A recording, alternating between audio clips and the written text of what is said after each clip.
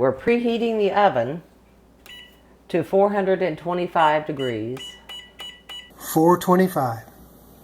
So it's counting down. And we also need to put our vegetable oil in here so it can heat up. That's let's see, what is it? 3 tablespoons of shortening, vegetable shortening. Now, could you use some other kind of oil? I've never used anything but vegetable oil. I haven't used butter. I haven't used the coconut oil. I haven't used anything but vegetable oil in there because you guys all like the flavor of what I do. So this is it. You guys. Our son loves my cornbread. Our daughter does, you know, so just deal with it. The skillet is in the oven, preheating. Now I have to get a bowl to mix all this in. Now you're using the recipe that's on the back of the cornmeal? Same thing I've always done. Oh. So we put in our dry ingredients. This is the cornmeal. How much? This is 2 cups. And I use the self-rising brand of cornmeal mix. So that means you don't have to use baking powder or baking soda or anything like that? Right. Okay. This is 2 tablespoons of sugar. Sugar? Sugar. In cornbread? In cornbread. I mix it up. Add the milk. This is half buttermilk and half 2% because I didn't have enough buttermilk. But it's a total of 1.5 cups of milk. I have to look at the recipe. So it's a little kind of thick. Just dump it in. Dump it in.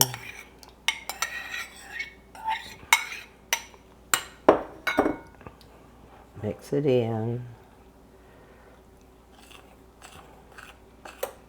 Now the recipe calls for 1 egg that's beaten, but I've tried it with 1 egg. I prefer it with 2 eggs. What does 2 eggs do to it? I mean, does it make it creamier? Or It makes it hold drier? It makes it hold together better. I don't know why. So there's 2 eggs. That's 2 large eggs beaten.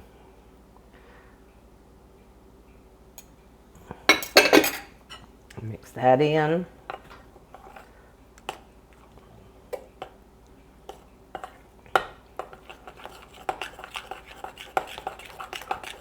No mixer? It makes it look... No, this is all by hand.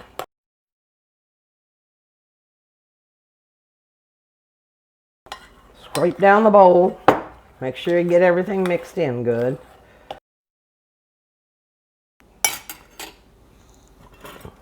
Now when that beeps at me, it's going to say it's preheated.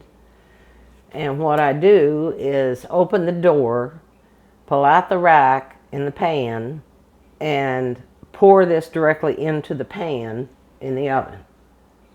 Because the pan has been heated up, the oil's been heated up, so it'll start cooking from the bottom up. Okay. Okay, it's preheated now. What do we got in there? I've got my 9-inch cast iron skillet with oil in it. Swirl it around so it heats up the sides of the pan. And then I pour this in.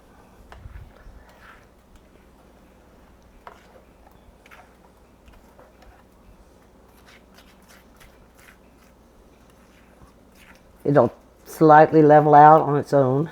This is kind of awkward.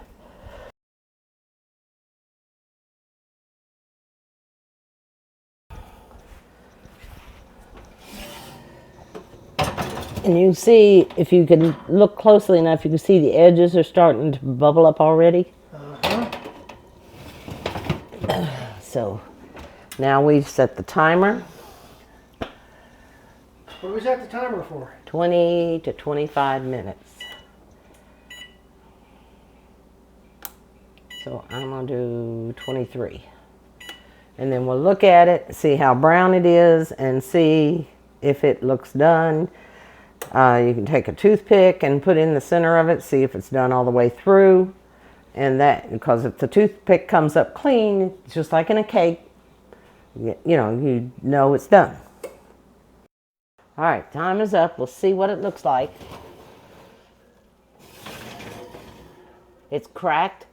You see how it's cracking on top? Is it supposed to be cracked? Well, that's the way you know it's done. Oh, okay. Take it out.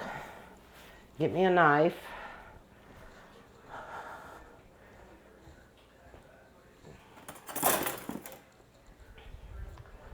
And what I do is I start cutting it, and I put butter on top.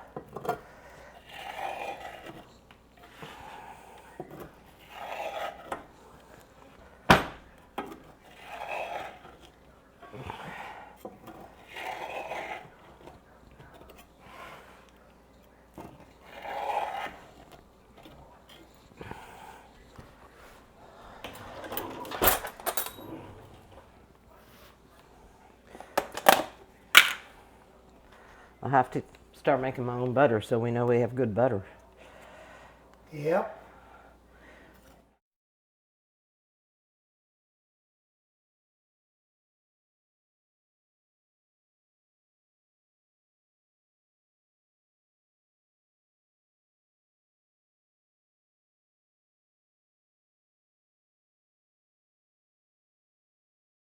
I went to find my butter, and I guess it was all used up, so